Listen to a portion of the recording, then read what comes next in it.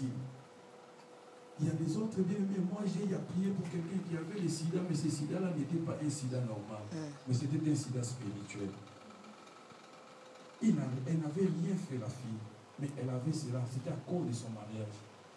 Mais si Dieu t'accorde aujourd'hui une bonne santé, c'est une bénédiction de la part de Dieu. Donc la bénédiction matérielle peut aussi être nos enfants. La Bible dit que les enfants sont une bénédiction de la part de Dieu. Quand tu as des enfants, il faut savoir comment louer ces dieux. Il t'a accordé ses bienfaits, bien-aimés. Il y a des gens qui sont en train de perdre des milliers de francs pour avoir des enfants, pour voir des médecins, je ne sais pas qui que ce soit. Mais si Dieu t'accorde des enfants, c'est seulement sa miséricorde. C'est un bienfait de Dieu. C'est une bénédiction matérielle que Dieu nous donne. C'est pour cela, bien-aimés, nous devons nous réjouir de ces enfants. C'est vraiment important que nous devons savoir cela, bien-aimés. Et une des cordes de bénédiction de Dieu est matérielle. Une bénédiction matérielle, c'est quoi? C'est la protection que nous avons dans notre vie. Dieu nous protège. C'est une bénédiction, bien-aimés. Il y a des gens qui ont connu des situations graves. Tu ne sais pas ce qui s'est passé la nuit, mais Dieu t'a protégé peut-être par rapport à ce qui s'est passé la nuit. C'est une bénédiction de la part de Dieu. C'est un bienfait que Dieu nous accorde. Peut-être que nous avons péché avant de dormir. Peut-être que nous avons fait des mauvaises choses, mais Dieu, par sa miséricorde, il nous a protégés. C'est une bénédiction matérielle aussi. La bénédiction matérielle peut être aussi le succès que nous avons. C'est une bénédiction matérielle. Dieu nous donne du succès dans ce que nous faisons. Tu étais parti à l'hôpital. Il y avait, je ne sais pas, 5, 6 femmes. Les autres ont mis au monde, les enfants sont morts, mais toi, tu es sorti avec ton enfant. C'est un succès que tu as connu par rapport à l'épreuve aussi de la naissance. Dieu dit que c'est à ta sueur ou à tes douleurs que tu auras mettre les enfants au monde. Pendant que les autres pleuraient, mais toi tu es sorti avec ton enfant. C'est un succès que Dieu te donne. C'est une bénédiction de la part de Dieu. Et la bénédiction peut être aussi la richesse que nous avons. Amen. Amen. C'est ça. Nous avons des sortes de bénédictions, spirituelles et matérielles. Spirituelles, c'est Jésus-Christ dans notre vie. Et matériel, c'est les enfants que nous avons autour de nous. Matériel, c'est la bonne santé que Dieu nous accorde tous les jours. Matériel, c'est les succès que nous avons quand nous avons cherché le travail. Il y avait, je ne sais pas, 1000 candidats, mais moi, je suis arrêté. C'est une bénédiction de la part de Dieu. Il ne faut pas oublier ça. Et Dieu nous donne de quoi manger. C'est une bénédiction de la part de Dieu. Donc, nous devons savoir cela. Dieu nous protège jours et nuits. Nous devons savoir que c'est une bénédiction. C'est une des formes de bénédiction que Dieu nous accorde tous les jours de notre vie. Alléluia.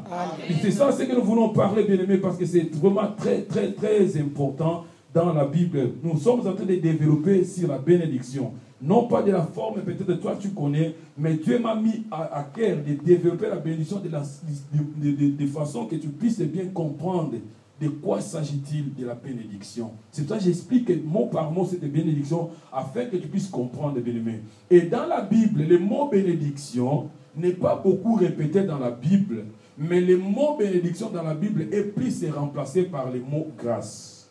C'est ça. Il y a plusieurs places où nous voyons le mot grâce dans la Bible. Cela reprend la forme directement de la bénédiction. Donc, je peux donner quelques versets si on peut bien comprendre. Dans Luc chapitre 1, verset 28, la Bible nous parle de l'ange qui était allé voir encore Marie. Il dit, Marie, tu as trouvé grâce devant Dieu, tu as trouvé grâce devant Dieu, voilà, tu seras enceinte et tu auras un enfant, tu donneras à l'enfant le nom de Jésus-Christ. Donc c'était seulement la forme de parler que l'ange a utilisé en disant que tu as trouvé grâce devant Dieu, mais dans le vrai sens, c'était, Marie, tu es bénie devant toutes les femmes de ce monde. Donc le mot bénédiction est plus remplacé dans la Bible que nous lisons par le mot grâce. Donc tu verras plusieurs places qu'on parle de la grâce. Cela veut dire seulement une bénédiction de la part de Dieu. Si nous allons même dans le livre de 2 Corinthiens, chapitre 9, verset 8, tu verras qu'on parle de la grâce qui prend directement le sens de la bénédiction dans notre vie. Donc le mot bénédiction aussi est remplacé dans la Bible dans le mot errer. Alléluia. Amen. Dans le mot errer, oui, si tu es erré, toi qui as trouvé grâce auprès de Dieu, tu es béni. Donc, le mot bénédiction dans la Bible, il est remplacé aussi par le mot errer.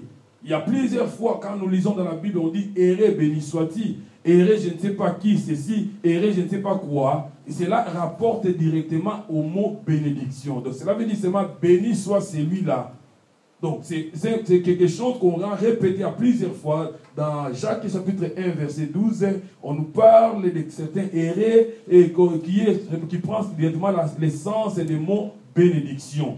Donc, plusieurs places aussi qu'on parle de errer. Cela rapporte directement au mot bénédiction. C'est ce que nous voulons bien comprendre et savoir. Donc, c'est ce que nous voulons développer pendant ces dimanches que Dieu nous donnera. Nous voulons vraiment parler comment tu peux activer ta bénédiction en toi. Bien aimé, quand je parle de la bénédiction, dans la Bible, il y a bénédiction et bénédiction. C'est ça, ce que je vais maintenant toucher. Bien aimé, quand le verset de Genèse chapitre 17 et verset 20, la Bible dit ceci: Moïse a intercédé pour Ismaël. Or, nous savons bien que l'Ismaël, c'était un enfant qui était né hors la volonté de Dieu. Et l'Ismaël, c'est lui maintenant qui représente aujourd'hui les musulmans que nous connaissons aujourd'hui. Or, la Bible dit ceci: quand cet enfant était né, il y avait une prophétie sur Ismaël. Dieu disait ceci sur Ismaël, que cet enfant qui est né, il sera en face de son frère. C'est une prophétie que Dieu avait dit il y a des années, que l'enfant sera en face de ses frères. Et cette prophétie a des effets jusqu'à aujourd'hui. Pourquoi? Parce que nous voyons aujourd'hui, au Nigeria et partout, il y a la guerre entre les musulmans et les chrétiens. Cela, il n'y a pas quelqu'un qui a fait cela, mais c'était une prophétie que Dieu avait dit que l'enfant sera en face de ses frères. Donc, quelqu'un qui est en ma face, il me combat, mais il n'est pas avec moi. Donc, Dieu l'avait déjà dit avant que cet enfant sera en face de ses frères. Donc, c'est pour cela que nous voyons aujourd'hui ces combats entre les musulmans et les chrétiens. C'était une prophétie qui était la faute d'Abraham par rapport à son ministère. Amen. C'est pour ça que Jésus-Christ disait: tous ceux qui étaient venus avant moi n'étaient que des brigands, des voleurs. Ils avaient l'air faute à rien. C'est ça la raison.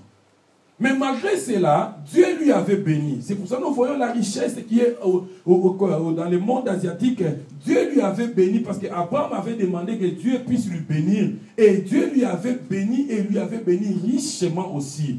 Donc c'est ça la bénédiction. Mais la Bible maintenant est allée plus loin pour différencier maintenant la bénédiction et la bénédiction. Dans le livre des Proverbes chapitre 8, Ecclésiaste chapitre 8, si je ne m'abuse pas, dans l'Ecclésiaste chapitre 8, dans le verset 13, il y a quelque chose qui est écrit là. Ecclésiaste chapitre 8 et verset 13, Salomon est en train de dire quelque chose. Il dit ceci, que le bonheur n'est pas pour les méchants. C'est ça, c'est ce que Salomon dit.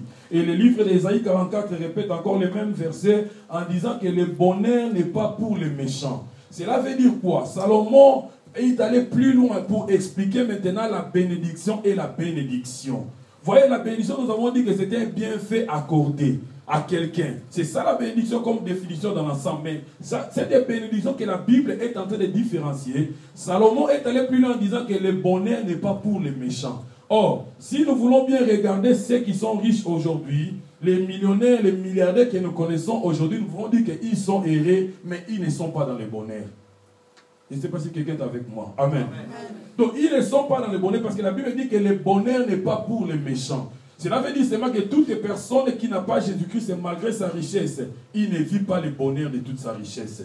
Or, pourquoi? Parce que quelque part, la Bible nous parle de quelque chose qui est important. Salomon dit ceci dans le livre des Proverbes, chapitre 10, verset 22. Il dit ceci, que c'est la bénédiction de l'Éternel qui enrichit. Bien, mais c'est ça, maintenant, là où il y a la différence entre la bénédiction et la bénédiction. Nous pouvons tous être bénis, mais il y a une bénédiction qui enrichit. Alléluia. Amen. Il y a une bénédiction maintenant qui vient faire la différence. Et Salomon continue à dire ceci. Il dit, car cette bénédiction, elle n'a jamais été suivie par des chagrins. C'est ça. La différence est maintenant qui vient dans ça, ce que nous sommes en train de dire. Pourquoi? Parce qu'il y a des ceux-là aujourd'hui, ils sont bénis, mais ils dorment avec des cobras dans leur maison. Ils ne sont pas errés, bien aimés. Nous avons entendu des témoignages et des témoignages des gens qui sont riches, mais peut-être que dans leur vie, ils ne sont pas errés. Ils n'ont jamais vécu les biens qu'ils ont dehors. Bien, mais il y a beaucoup de gens que nous connaissons qui sont des riches.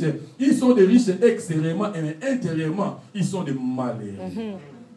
Alléluia. Ils sont des malheureux. C'est pour ça que Salomon maintenant est en train de faire la différence. Il dit que le bonheur n'est pas pour les méchants. Or, le bonheur, c'est quoi? C'est la bénédiction avec la paix. C'est ça. C'est cette bénédiction que nous sommes en train de parler maintenant. C'est la bénédiction qui enrichit. Et cette bénédiction, elle n'est jamais suivie à